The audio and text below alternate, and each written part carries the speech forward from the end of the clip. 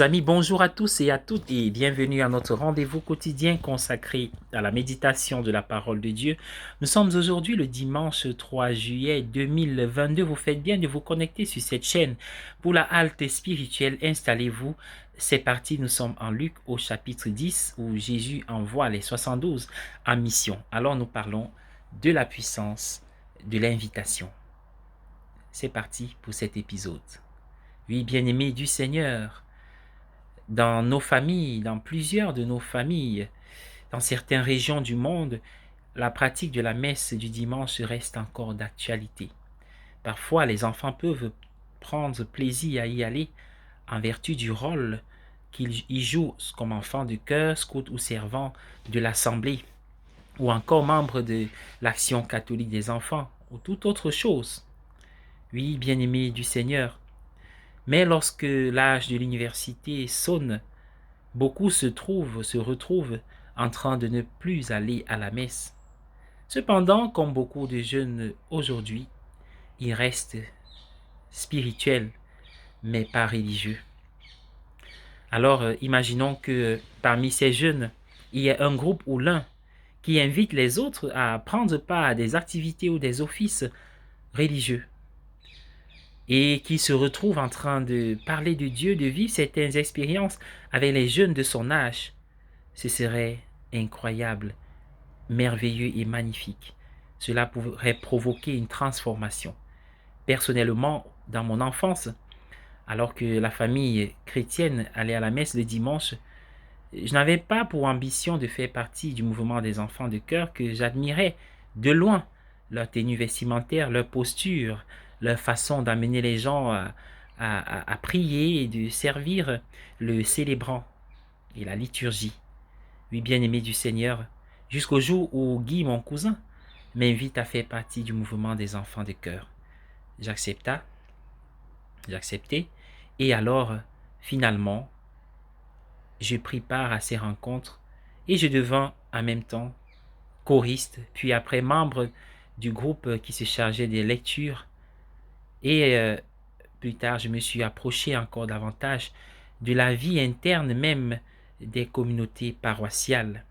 Et aujourd'hui, je suis dans la vigne comme prêtre participant au sacerdoce ministériel.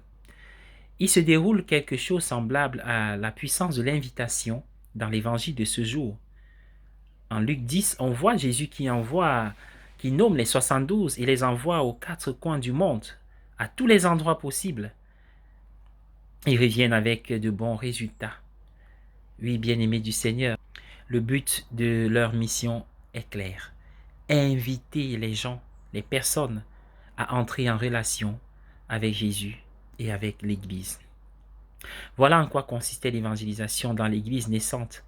Et c'est toujours à quoi consiste l'évangélisation aujourd'hui. Un ministère d'invitation. Oui, bien-aimé du Seigneur, il ne s'agit pas d'un ministère qui regarde simplement le clergé, les prêtres, les évêques, le pape, mais tout le monde, car si c'était le cas, Guy ne m'aurait pas invité et je ne serais peut-être pas là aujourd'hui, qui sait. C'est un ministère qui concerne tout le monde. En vertu de notre baptême, nous sommes prêtres, prophètes et rois. D'où deux questions importantes que je nous laisse en guise de méditation. Tout d'abord, as-tu déjà invité quelqu'un à la messe? Si tu l'as fait, n'arrête pas de le faire.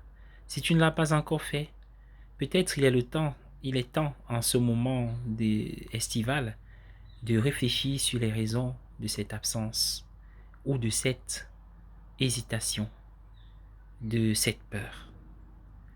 Et la deuxième question est celle de savoir à quoi ressemble une scène d'invitation à l'évangile ou à la messe, c'est-à-dire une scène d'évangélisation.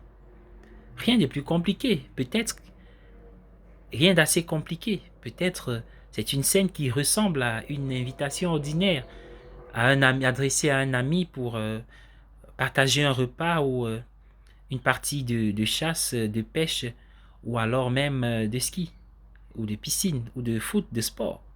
Mais il y a peut-être une valeur ajoutée car il s'agit quand même de parler de la foi.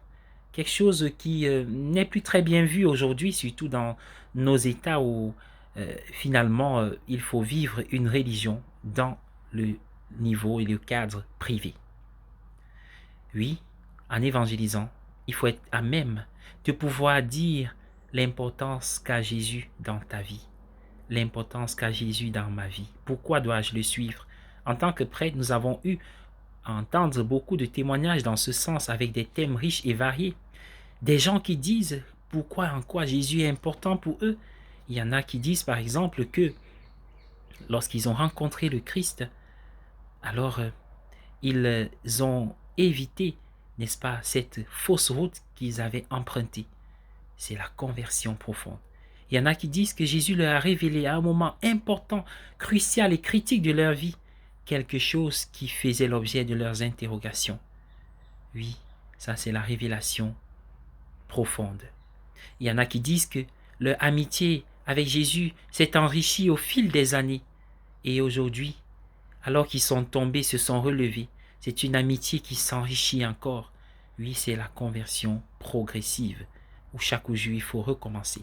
Il y a encore beaucoup d'autres thèmes, beaucoup d'autres histoires de la rencontre avec le Christ, comme la tienne. Et toi, as-tu déjà invité quelqu'un à la messe? Par exemple, as-tu déjà parlé de l'importance de Jésus pour toi, dans ta famille, avec tes amis, tes collègues? Sinon, pourquoi? Peut-être il est temps d'y réfléchir. En tout cas, nous devons répondre à l'appel de Jésus aujourd'hui, être une réponse à cette invitation. La moisson est abondante, les ouvriers sont peu nombreux. Priez le maître de moisson pour qu'il envoie des ouvriers à sa vigne. Mais il faut commencer par quelque part. Mais pour commencer, il ne faut pas sous-estimer la puissance de l'invitation. Bon dimanche à tous et à chacun. Soyez bénis.